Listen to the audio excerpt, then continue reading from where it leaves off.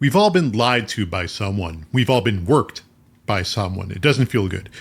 Today on Deviant Off Script, though, we're going to get a little help. We're talking to Brad Beeler. He spent 25 years with the U.S. Secret Service. And yeah, he did protection like with presidents and dignitaries, but his real expertise was in polygraphing people and interrogating people and learning how to read them. He has more polygraph experience and has done more of them than anybody in U.S. Secret Service history. So today, we are going to learn how polygraphs work, how investigators use them to find out the truth or to help them in interrogations or to catch people. And through all those polygraphs and interrogations, Brad really learned how people work, how they communicate, right? How to read body language, how to read social cues. And sometimes that's something we could all use a little help with. And he has a new book called Tell Me Everything, a Secret Service Agent's Proven Strategies for Earning Trust, Revealing the Truth, and Communicating with Anyone. And we're going to talk about that too and learn how you can use some of those skills that Brad has collected over the years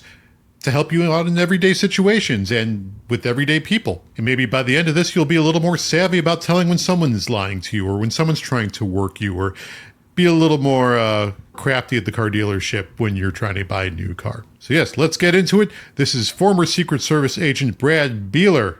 We're talking polygraphs, we're talking interrogations, we're talking how to read people today on Deviant Off Script, and that's no lie.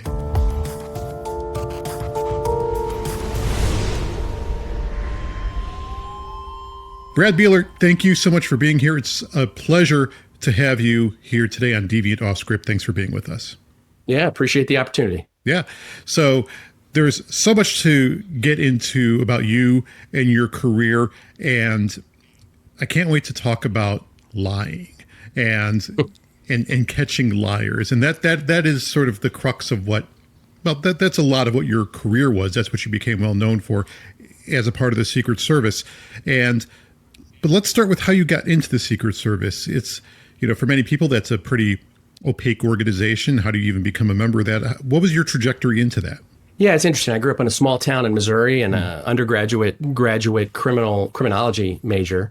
And I did an internship with the Secret Service when I was in college. And it was one of those things where I saw these men and women that were so dedicated and just such good, highly driven, morally sound people. And during my time there, President Clinton came into town, and I was in St. Louis, and I found myself, we had a little VIP area, and I found myself not necessarily looking at President Clinton, but I looked at the Presidential Protective Division and what they were doing as far as safeguarding him. And I really knew right then that was something I wanted to do. So kind of set my goals towards that. And I was blessed within several years after that. I became an agent in Chicago, working counterfeit. A lot of listeners may not know Secret Service, we do protection. That's obviously our primary goal, but that's not how things started.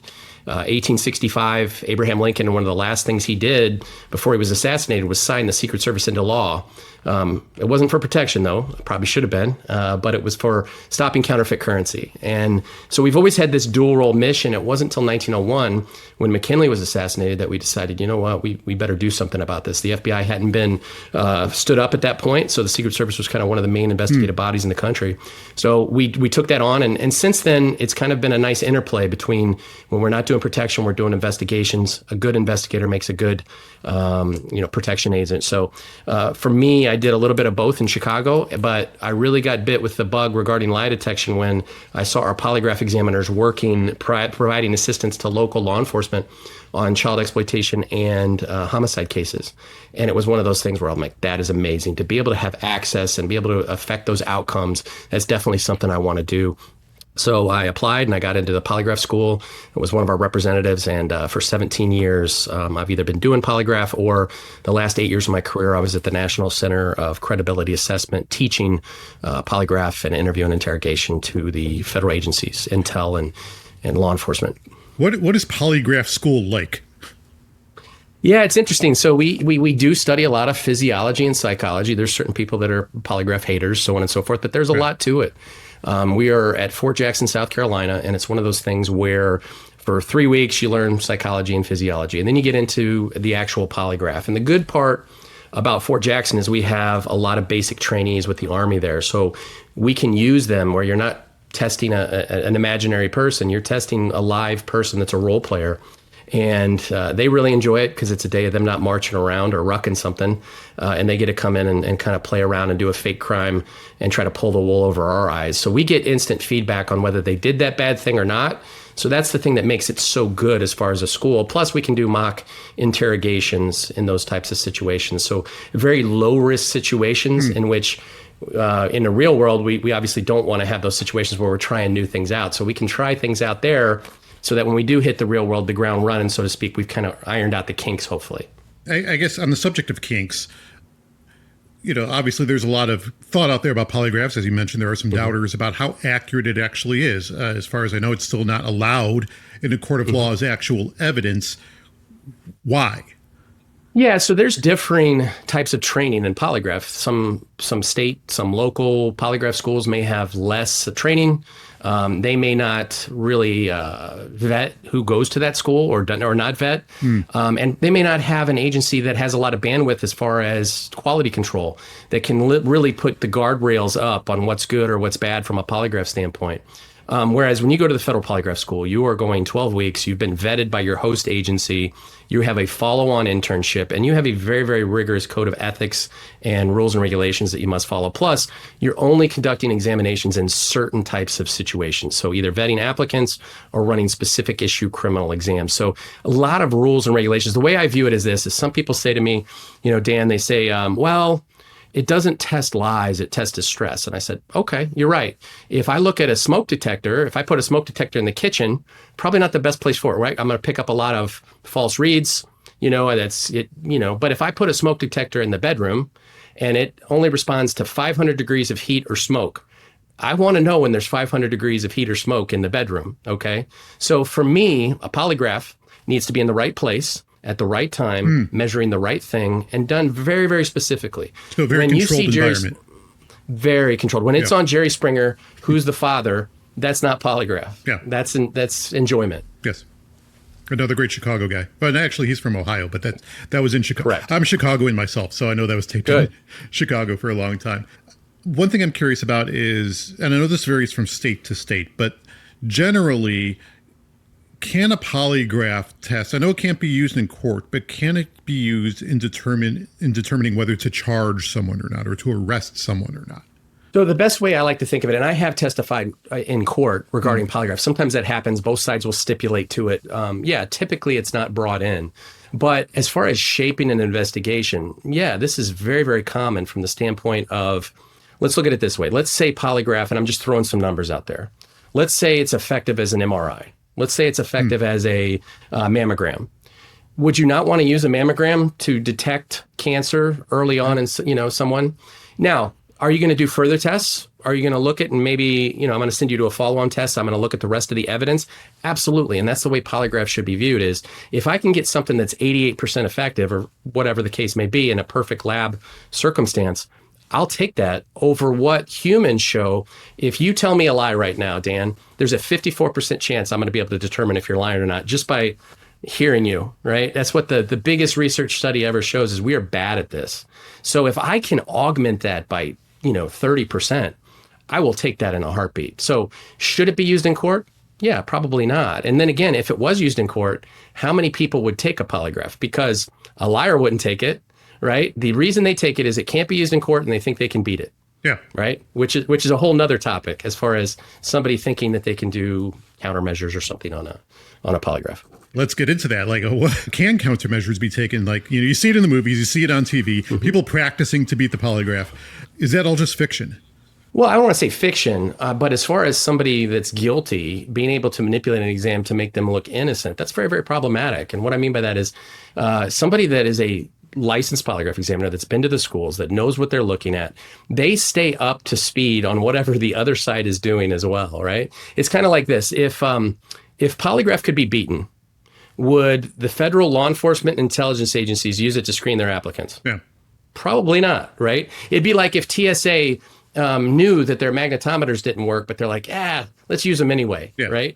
So that's what the other side doesn't just intuitively think. Like, do you think we don't know this? Do you think we can't see this? Yeah. Is that you don't know what you're doing what it's causing to look like on my screen. So when I see somebody that's doing something like that, it just absolutely jumps off the page. And then why are you doing countermeasures, right? That makes you look pretty darn guilty. Yeah, absolutely. So I always tell people before a polygraph, if you have any listeners out there getting ready to take a polygraph, don't go down the rabbit hole. Don't type in Google how to do X, Y, and Z, because it's not going to be the positive stories they talk about. Right. It's like when you look at Yelp reviews, people put 5 stars without anything much there. The 0 stars are the ones they're putting all the stuff on. So don't do a lot of research. Get a good night's sleep. Come in. Make sure your application forms are completely 100% dialed in. And if you do that, you're going to have a good result. Yeah, and that's interesting because like if they're obviously, the signs to look for if they're trying to defeat the polygraph. And that's almost part of the story in itself, right? Like, because from what I'm hearing, a polygraph is just one piece of a picture that you're trying to build, right? It is not the picture. The effort to defeat it can also be a part of the picture, right? 100%. I mean, if you're trying to get a job with a federal law enforcement organization and one of the steps is to do X, Y, and Z, that would be the same as you adultering your analysis. Like, why are you doing that? And if somebody does that, that makes it, we don't want to hire you because that shows an integrity issue. Yeah. So that's another thing people don't realize is that you just don't go down that road. What are the occurrence in polygraphs? And I'm about to ask this question because I'm thinking of several high-profile true crime cases where the person in question failed their polygraph, sometimes multiple polygraphs, and they failed. And obviously they're out there saying, well, it's a false positive. It's lying. Like, obviously there could be false positives in anything. Obviously things can, you could pass one where you should have failed one. You could fail one where you should have passed one. But when you take multiple polygraphs, do your chances of a false reading go down significantly or exponentially? I don't know if it works one way or the other. There could be some habituation either way, as far as the more times you do it. I will say this, and a lot of times in these celebrity type cases, they're getting examiners that maybe have been out of the game for a long period of time, or celebrity examiners, so on to speak. They're not getting the line examiners that are doing this stuff every day. That's who you'd want to run that exam, is somebody that nobody knows about, that's in the mid-cycle of their career. You don't want the Major League Baseball player that retired 20 years ago coming out and hitting batting practice. You want the person that's in the All-Star game this year. So I will say that's sometimes the problem with this is that the attorneys go out and they get certain polygraph examiners that have been out of the game for some time, aren't up to speed on the newest methods. They maybe ask the wrong questions. Plus, sometimes the attorneys will try to dictate which questions are asked. So I could get you to pass a specific crime if I could determine what questions I want to ask you. And that could be the JonBenet Ramsey case, whatever the case may be. You could take any high-profile case, and if I'm the defense counsel, if I can decide what questions are asked, I could manipulate potentially that result. So I don't want, and I'm not going to run an exam where a defense attorney is telling me these are the rules. That's not how good polygraph is done. So you're going to see that with proficiency potentially being a problem, but you're also going to see that where when somebody trumpets a passing polygraph examination, sometimes they've shopped around to where they found somebody that would agree to ask me those questions, and that's why I was able to basically buy a result, unfortunately. You said that just by looking at you, just by listening to a person, you can tell with 35 to 40% certainty that they are probably lying. I would probably argue that it's probably higher than that. You maybe not be doing yourself enough credit because you've done more polygraphs than most people on Earth.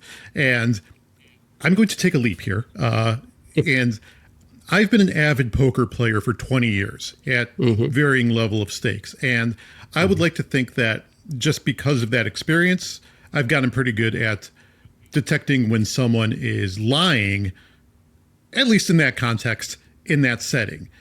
And, obviously I'm not polygraphing them at the table. I'd love to be able to, but that's not part of the rules.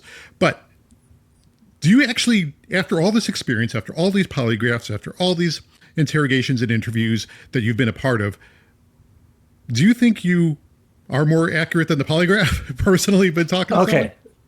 Yeah, so to use the poker reference here, I'll definitely dispel this, is that how many cops and how many federal agents and how many polygraph examiners do you see at the final table of the World Series of Poker? Good point. You would think it would be high, right? You'd be like, man, you do this for a living. And here's the problem. We're risk averse. We went into law enforcement because we're rule followers. We do the right thing. We probably don't cheat on our taxes. Yeah. Whereas many, many times people that push it all in, they have a mentality where they're like, if I lose it all, I'll win it back tomorrow. That's not too many people in federal law enforcement. So we don't sit down at the table, right? That's good. Yeah. But we don't sit down at the table. Now, I will say, you will see why people limit what they do at the poker table from an output situation. They'll put the glasses on. They'll really limit. They'll put a jacket on because they're trying to cover up their body language. Body language is probably the best thing you have at a poker table. The reason being is because you're not determining a tell or a lie. You're determining comfort or discomfort.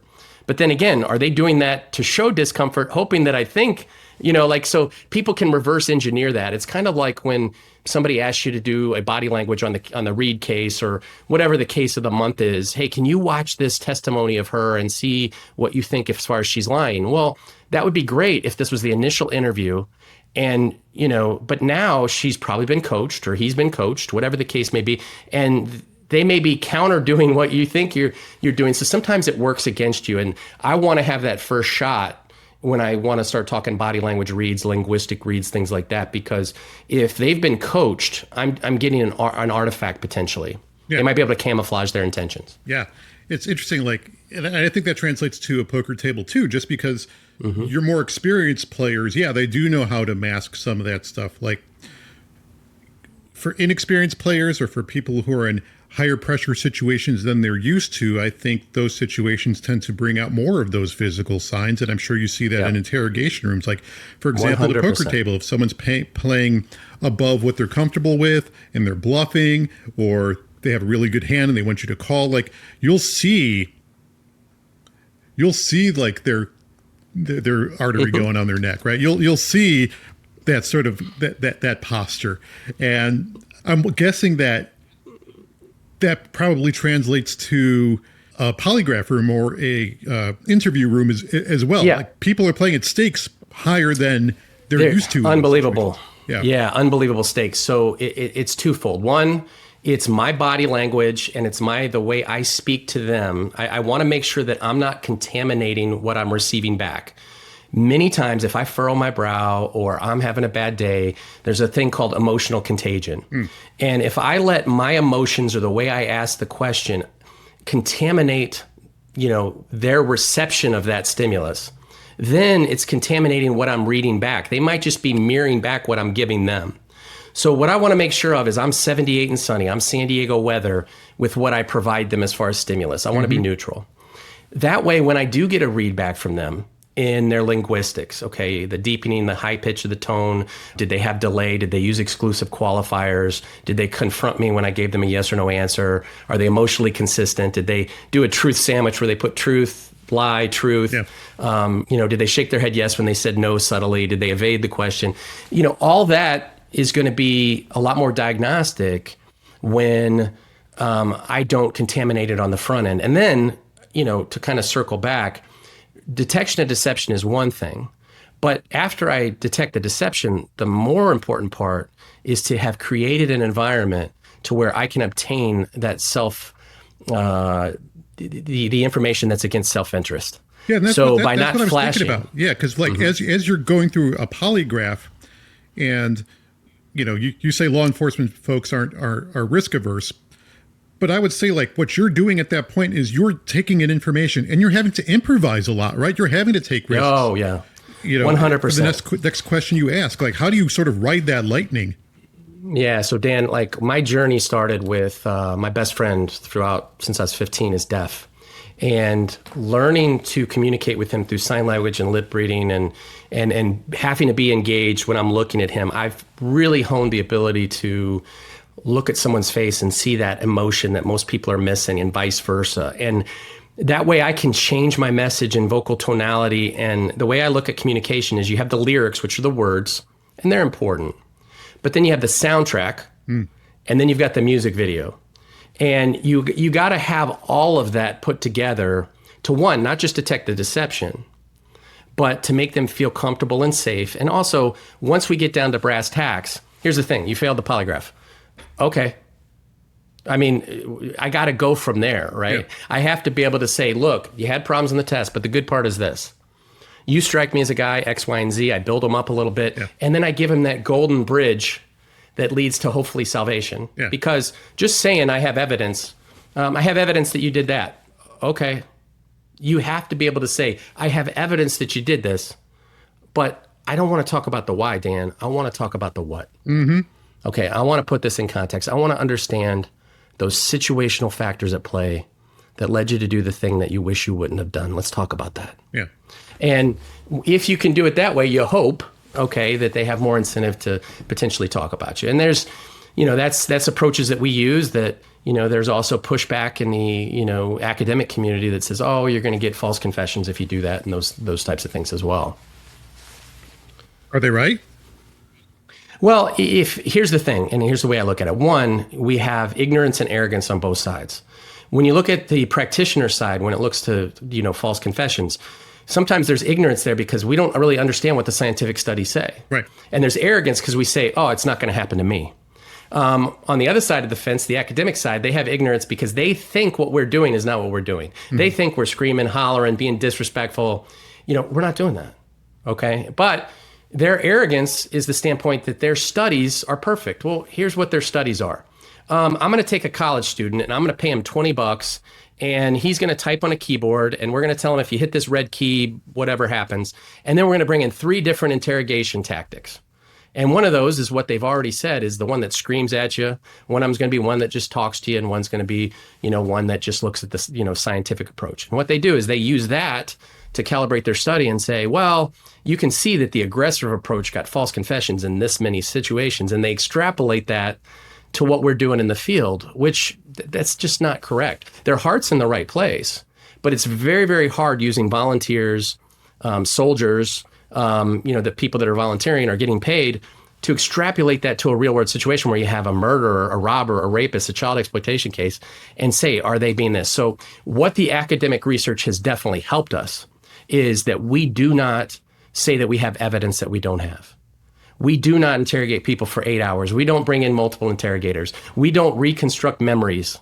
If someone is under the influence of drugs, I'm not talking to them. If they're withdrawing from drugs, I do not talk to them. If they're a juvenile, probably don't talk to them, and definitely don't talk to them without their parent. So there's a lot of safeguards that the academic community has helped us and provided to the practitioners. And my fear is that the practitioners, or the academics, they want to throw the baby out with the bathwater. And they want to say the way detectives are doing things now is all tainted. It's all wrong. We have to revolutionize this, that, and the other. I think we need to nudge people in the industry a certain way using the science. And that's where we need to meet. And hopefully that's what happens in the next 5 or 6 years. Yeah, Brad, I think there's always a tension between academia and what happens in the real world. In my field, my background's in journalism, so there's a big difference between teaching and studying in journalism school and working in a newsroom or going out and talking to someone. And one side isn't necessarily more right than the other, but I think what you're hitting on is actually really valuable. Like if and I shouldn't put it in terms of sides or adversarial, but it can be. But I think the best thing we could be doing is learning from each other and augmenting each other's work. And I imagine it's the same in academia and law enforcement, right? Academia has some good points, but they may not translate to the real world. So you can help each other, and we could help each other translate stuff into something. 100%. Yeah. You go to, when I was in grad school and I learned all this strain theory and all these complicated criminological theories as far as people committed crime. And then my first day on the job, my partner, who's a 3rd generation Chicago cop, I can just see him looking at me like, you're an idiot.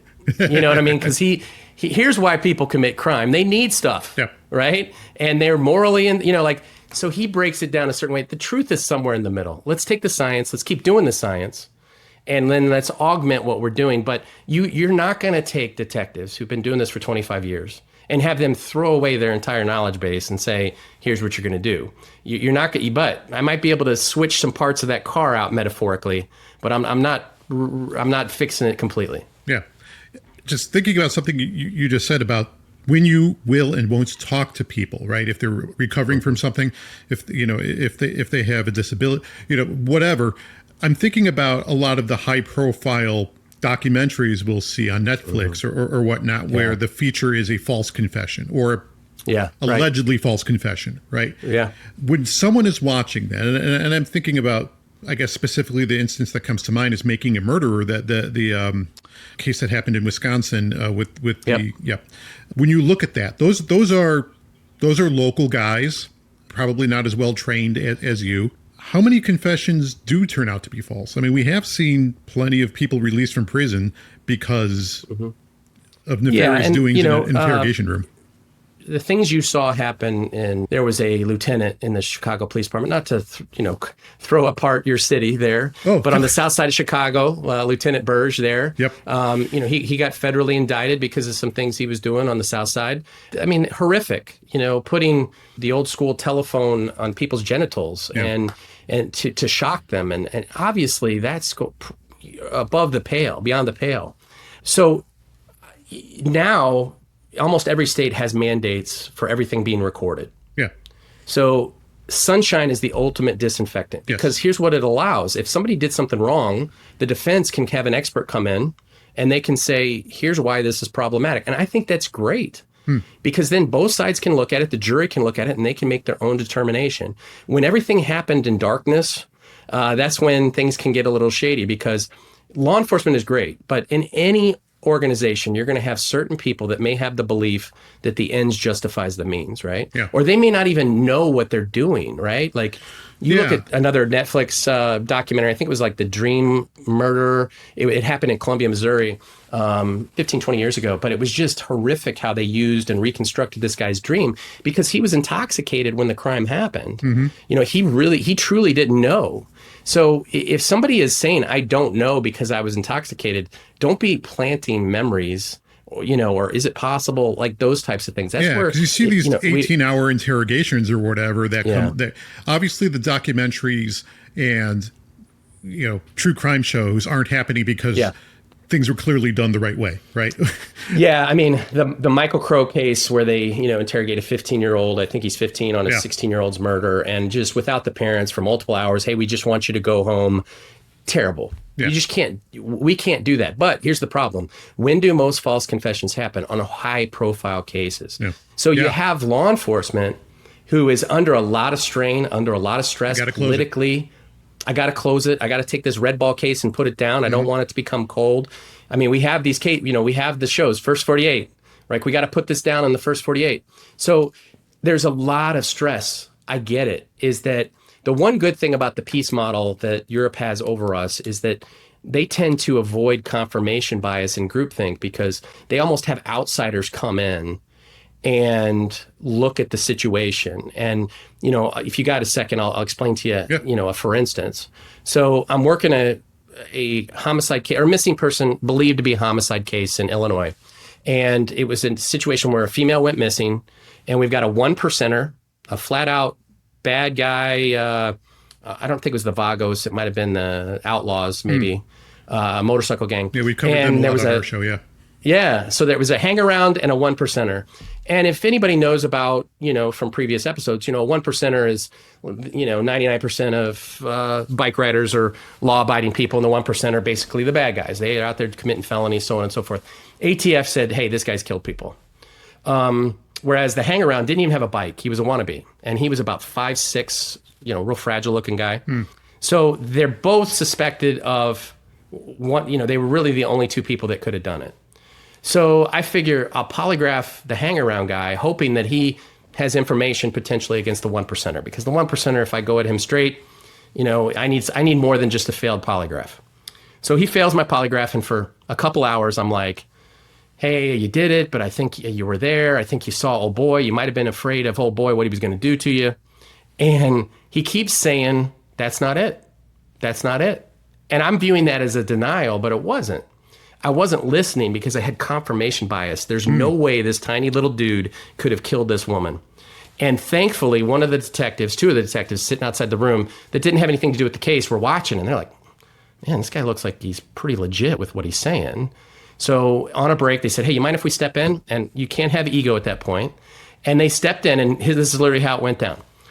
Let's just say his name's John. Hey, John, you keep saying that's not it. Tell us what it is. Oh, I killed her and cut her up in 6 pieces. And then I threw her in the river. Well then. I was so, Yeah. I had blinders on. I could not view him as the killer. So I focused on ancillary or secondary involvement. And whereas they weren't bound by that previous belief.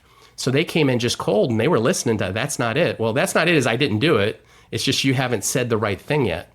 And they came in and literally in 5 minutes, it was over. Yeah, Brad, this is a really cool thing to think about, in that the role confirmation bias plays in our life. Obviously, that's a very high stakes example of it, but I think, a lot of what you do and have done translates into the real world for us at different levels of stakes and in different situations. How does confirmation bias affect us as we, go through our day to day? Like, is there something that we can do to tackle it? Well, I'll say it. I'll give you another, for instance. I'm doing a search warrant, my partner and I, and we're clearing the house, and we go into the kitchen and we see a pissed off pit bull, and a chihuahua. Well, you're going to assign horns and halos, right? That confirmation bias. I'm looking at that pit bull. Man, I don't want to have to shoot the pit bull. I don't want to have to shoot the pit bull. The whole time, the chihuahua's moving behind me and jumps up and grabs me by my groin and is dangling by my groin like a trapeze artist. All right. Now, thankfully, I had the little, I don't know what company makes them, but they're if you're listening to this and not watching, your friendly host here is grimacing in. Grimacing. And I think it's like Duluth Trading Company makes these like fire hose tactical pants. Yeah. And that's the only thing that saved me. And my partner's sitting there laughing at me. And I had fallen for confirmation bias, right? I think that I got to worry about the pit bull and this. And we do that every day. So what we need to do is we need to challenge the assumptions. We need to see how is my emotion factoring into this equation. We see this, Dan, all the time when we make greetings with people, right? Somebody makes a bad first impression on us. They had a bad handshake. It was a wet handshake. Well, maybe they were just holding a bottle of water, and that's why their hand was cold and wet, whatever the case may be. It wasn't because they were nervous. But we instantaneously flash that first impression, which a first impression is to protect us. What I mean by that is, in a millionth of a second or hundredth of a second, whatever, I see your facial expression and I see if there's anything in your hands. I see if you're going to hurt me. This goes back to caveman days. Me and you are walking on the plains. I come around a corner, I see you. I instantaneously affect friend or foe. All right. So that is a lot of times where if you make a bad first impression from me on that standpoint, you showed me contempt. You had closed off body language. You were looking at your phone while we were talking. That first impression is always going to be my initial thing that I always look for information that confirms that. That's why they call it confirmation bias. So in order to avoid that, I don't want, and other than safety, still use your, first impressions for safety. But when it comes to friendships and things like that, first impression, just mediate it a little bit. Look at that second, third, fourth, fifth impression, because many, many times a con artist, take Ted Bundy, he made great first impressions, right? Sure. I mean, he didn't look friendly. Bad last impressions. Terrible last impressions, right? Well done. He'd wear a cast. He'd look like he was wounded, and these females would be like, "Oh my God, such a nice guy." So don't do that. First impressions when you're walking to the car late at night, that's great. Outside of that, let's be careful with our first impressions. Yeah. Our gut is wrong a lot. So all your experience noticing that stuff and learning about that stuff and noticing those signals, you're most well known for your work with polygraphs and detecting liars, but you also served on protective details in the Secret Service. What was the chicken and egg here? Because obviously those are the things that you need to keep an eye out for when you're on a protective detail. Did you learn more about how to run a polygraph and run an interview from protective detail, or vice versa? It always, traditionally with the Secret Service, we had most of our polygraph examiners pre-protection, and they would do polygraph for 4 or 5 years, and then they would go to protection. And what we saw a lot of them do extremely well in protection because they were so good at communication. So when it came to talking to staff, handling issues that came up at the protective event, dealing with the other shift agents, these agents tended to do very, very well. So the communication aspect helped us, but the observation part was so effective. It's interesting. The Paul Ekman, the famous lie detector, researcher that looked at lies and human behavior and body language. The most famous research on lie detection was done by him in 1991, where he looked at who can catch a liar, and he looked at 20,000 people, FBI agents, students, people from all over the spectrum, judges. And what they found is the average person, as we discussed before, could look at 2 videos and they were 54% effective at determining truth and fiction. But what he found out is the Secret Service agents were 70%, and some of them were 75%. And why was that?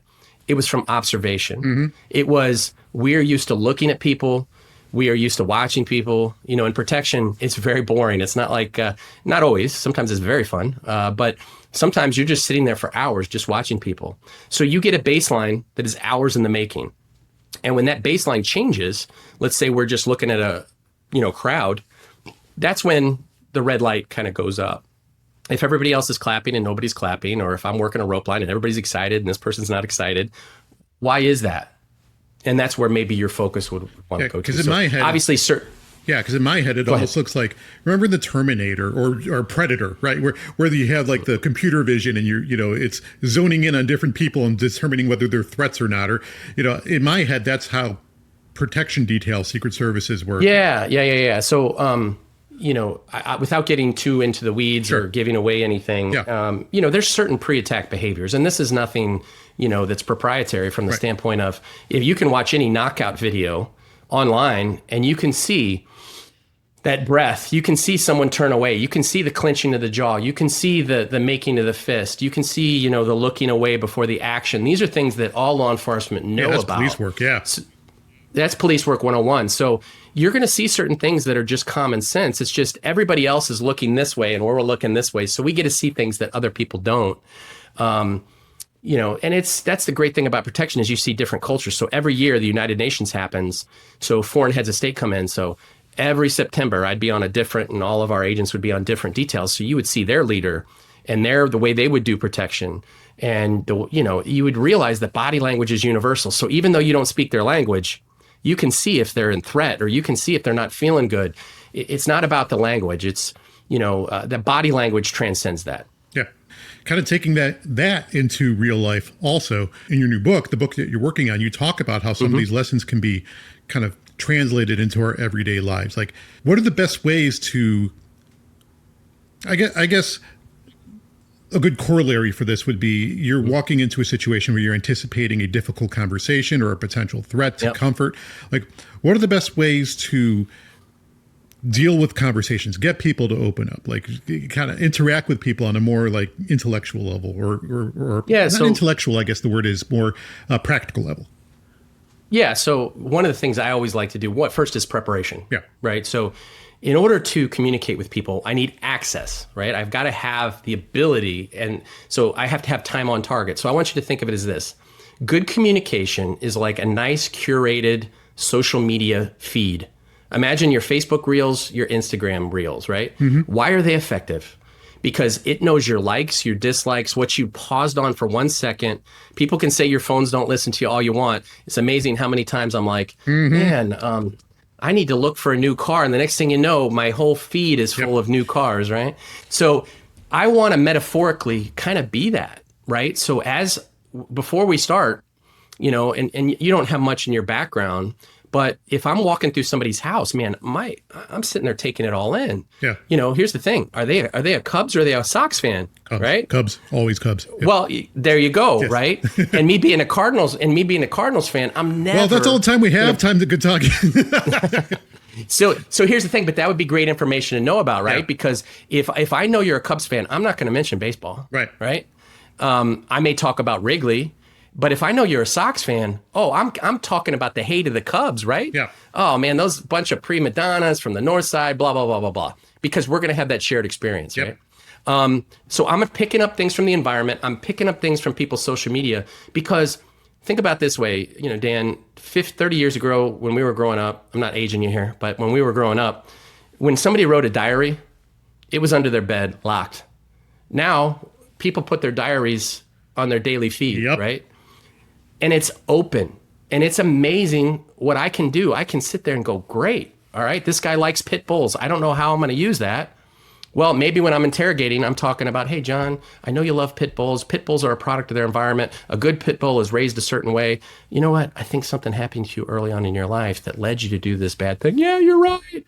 Like I never would have brought that up for not that being on his Facebook, profile. Yeah. Or various things like that. So I like to come equipped with preparation first. The next thing is, how can I hack that first impression, Dan? One, got to make a good first handshake. I'm going to put antiperspirant on my hands. What's the worst handshake? A wet handshake. It's a great idea. Yeah. It works, right? Like, it's a great idea. I don't like to think the moment is too big for me because I've been in some weird moments. Yeah. But there's, your heart rate gets up. You go into fight or flight. That's why you get nervous. So I take a little travel antiperspirant, put it on. You always get a dry handshake. I will, if I'm, seated, I'll be sitting on my hands if they can't see them because now it's going to be a warm hand. I will never hold a cold drink, beer, whatever in my shaking hand because what's going to happen? Somebody's going to come over and I'm going to go shake their hand. It's going to be wet and it's going to be cold. Mm-hmm. So I'm going to always hold my drink in my left hand. Right before I turn the corner, if you don't see me, I'm going to warm those hands up. And now you got a nice, warm, dry handshake. And it's not a shake, it's a hold. And it's at a 1 o'clock angle. So I'm going to put my hand at a 1 o'clock because that lets them really have a nice landing area. So when we do that and it's at navel level and it's equidistant, that's the world's perfect handshake. So now I go back to eye contact. I stay ventrally aligned to where I expose the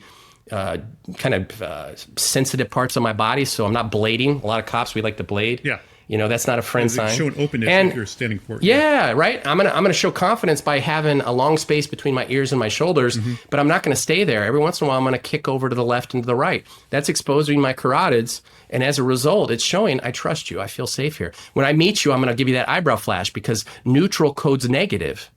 Okay, we default to our ancestry. So if they see a neutral facial expression, they see that as this is a potential adversary. So I'm going to give them a little quick eyebrow flash to get away from that.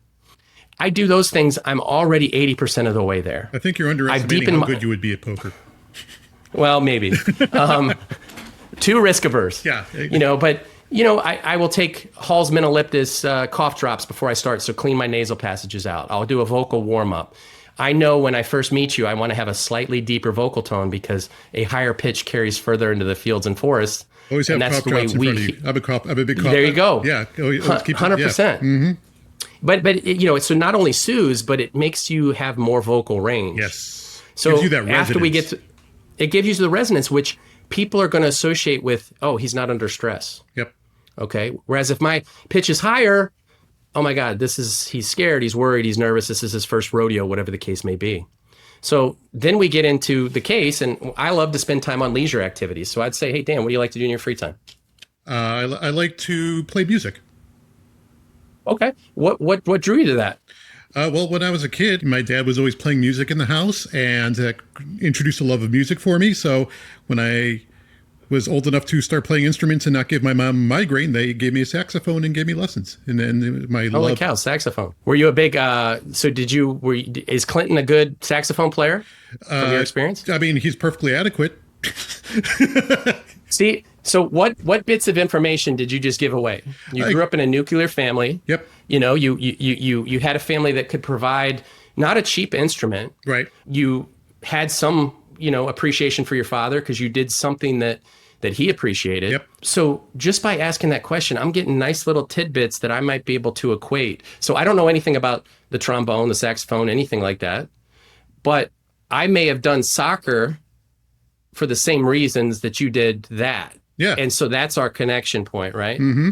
And by letting you talk, I'm getting past your critter brain. When you hear questions, you get concerned. You're like, why is he asking me a question? When you're educating me on something, dopamine starts just exploding, right? Cortisol is nowhere to be seen.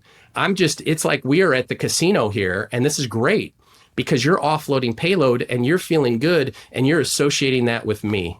And I'm doing nothing. But every once in a while, I'll offer a follow-up. A lot of what you're talking about, to keep it going. Yeah, a lot of what you're talking about sounds very similar to sales tactics. Like if you walk into a car dealership, like a salesperson who knows what they're doing will incorporate, I think, a lot of what you're talking about. But the thing about it is access is giving their ability to influence. Yeah. So I need to have access. The best way to buy a car is not to go into a dealership, right, Dan? Right. Because what's going to happen? There. What brings you in here today? What are you just giving up by answering that question?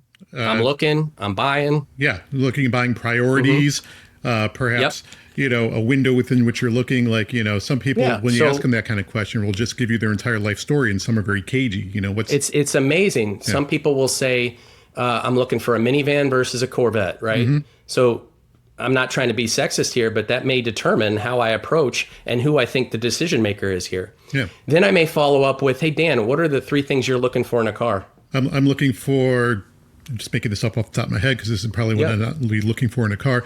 I'm looking for something sporty. I'm looking for something yet with decent gas mileage and great rims. Great. Wonderful, Dan. That's wonderful. So I'm going to validate your concerns. Yes. And the only thing you're going to hear about on whether the model fits those or not are those 3 things. Yeah. And we're going to go in and I'm going to say, what can I get you to drink? And I'm going to reach into my pocket and I'm going to take $1, $2 out of my own pocket that's probably been given to me by the dealership. Yep. And I'm going to walk over to that little vending area and I'm going to get that drink and I'm going to hand deliver it to you like manna from the gods. And you're going to take it and you're going to be like, oh, Brad's so nice. He got me this drink. Reciprocity. Yeah, but first you're going to walk me around the lot a little bit so I'm nice and thirsty. 100%. Yes. Nice and thirsty and tired, right? Yes. And then not only that, I'm going to say, hey, I don't know that you're going to do a trade, Dan, but I could get you a real quick trade-in offer, right? So now we turned this into a custodial interview. You can't leave because I have your keys now, right? Right. And then we're going to have some kind of device inside, and it could be balloons, it could be a gong where people are hitting the gong every time they buy, a car. Yeah. So social proof. Excitement. There's going to be authority because they're going to bring you and meet you the manager. They're going to use scarcity because they're going to say, man, it's the end of the month. Our promotion ends today. Yep. This is the last one we've got on the lot, whatever the case may be. And then they're going to be like, what's your budget, Dan, monthly? 500. Okay, perfect. You know what, Dan? You're looking at the Corvette ZR6, whatever. Yeah. Hey, it's going to be really hard to get you in that for $500 a month. How about 846? I know we're going to give you that. I know we're going to give you the best deal on your trade. It's the end of the month here at Crazy A Motors, but we're going to do X, Y, and Z. But if I can somehow do this and get you that for $500 a month, Dan, would you be willing to make a purchase here today? You're going to say yes. Yeah. Why? Because you think there's no way you're going to get that for $500 a month. Yeah. And when I come back and I get it to you for $500 a month, now I screwed you on the trade-in. Okay. I gave it to you for 84 months with a $20,000 down, right? With a crazy interest rate. But you're holding on to the fact that it was for $500 a month. Yeah, so like, and by saying that $500 a month, you're almost making a soft commitment in the way where you feel a social pressure to follow through on that. People want to be consistent with their commitments. So you mentioned sales. We're selling jail. Yeah. We're selling timeshares, right? It's hard to sell timeshares. It's hard to sell jail. But in a certain sense, that's what you're doing in the realm of an interrogation. Yeah. Yeah, that's fascinating. Like, just to kind of flip that around, like if you are going into a car dealership, you're on the other side of that. What's the best way to, I hate to use the words protect yourself because that makes it sound like. Yeah. No. There's great, and I don't want to say that these people, the car industry, similar, I would say, to the law enforcement industry when it comes to interviewing, has definitely cleaned up its act. Why? Yeah. Because of access. Because of people can see what cars really price. They can go to Carvana. They can do this. They can whatever. The MSRP is almost pretty well known within maybe $1,000 or so. Same thing with law enforcement. Everything's video recorded now, so it's sanitizing. In fact, some people don't want to deal with that. That's why they do go to a Carvana or a CarMax, because they don't want the traditional sales. They just want how much it's going to cost me. Yeah. But if you're going to buy a car, here's what you do. You don't give them access to do any of the things we talked about. You get 5 online dealers working against each other, and you only focus on nothing other than sales price. Yep. That's the only thing you do. And the only time you go into the dealership is to pick up the keys. So, that way they can't do any of those things against you. From what I'm hearing, the best way to not be in a predatory situation is to avoid a predatory situation. Again, predatory is not the right word, but a situation where you may be outmatched by someone who knows these social cues and who knows these buttons to push, right? Just avoid it. Don't jump in the ocean with sharks. The question I always like to ask people is, what did I not ask you that I should have? Oh, that's a great question. I would say I always like talking about because we never do because in law enforcement we're so like macho, but the emotional impact of talking to some of the monsters that we talk about is because and same thing in child sexual abuse cases, especially when it comes to the imagery, the people that have to work those cases, it's just you see something like that, you can't get it out of your head, right? So how do you deal with that? How do you continue to talk to these people like human beings after that, I would say is a topic I always like talking about because I think people in law enforcement need to hear that when there's a problem, or you're sensing, you're holding on too tight, that you need to seek help for it. That's a great thing to think about because, it sounds like you've either worked directly via the Secret Service or assisted other departments in catching people, right? And so you have probably seen and experienced some horrible things yourself. How have you kind of dealt with the trauma of experiencing these things over the years? Yeah, so I luckily had some good partners because it took a couple years for this to kind of well up, I guess, in that when I was in St. Louis, my second stint in Polygraph, I was doing 2 or 3 cases a week where what we would do is we'd go out on search warrants for people who are downloading child sexual abuse material, and then I would polygraph them to see if they were hands-on. Yeah. And sadly, about 59% of them are. So it's not just images, they're engaging in the act. Yeah. And it's one of those things where I'm having to rationalize their behavior, or at least not judge them on their behavior and try to offer reasons for why they did that bad thing that then they internalize into excuses, and that allows them to open up and provide admissions. But when you hear what I'm saying, it sounds bad. I mean, it sounds like I'm their priest. Even more so. And you have to empathize with them as part of your job. I have to. Yeah. It truly is. Chris Voss has a great book, Never Split the Difference. And he talks about tactical empathy when he's talking about bad people. And we would do that all the time. But the problem is that when you go there with people, it leaves scars, right? Because the cognitive distance between who you are in your personal life and who you are in your professional life. And a couple times I had some really good detectives that kind of pulled me aside and go, "You doing all right?" And I'm like, "No, I'm fine." And then, I'd start flying because a lot of times I'd fly to these cases or I'd drive long distances to these cases, and I'd go to get in my government car, I'd go to get on the plane, and I'd start getting a little panicky. And I'd like, "Man, what's going on?" And it truly was, I was getting to where my body was saying, "Stop doing this," right? You're going. And so luckily I had some good partners that said, "Hey, take a little bit of a break." And that's when I transitioned to instructing. And then I would do the polygraphs on the side. So instead of that being the primary, that became the secondary, and that was enough to have that little break. And just shifting the balance. I had so just to finish up real quick with it, we had a PhD out in the Washington Internet Crimes Against Children Task Force, and what she did is she taught me an amazing kind of technique of when I work these cases. When I'd be in the driveway and I would play a video game on my phone before I'd walk into the house. And then I'm a huge practitioner I really enjoy Brazilian Jiu-Jitsu. And the next day I would go do Brazilian Jiu-Jitsu before I would write my report.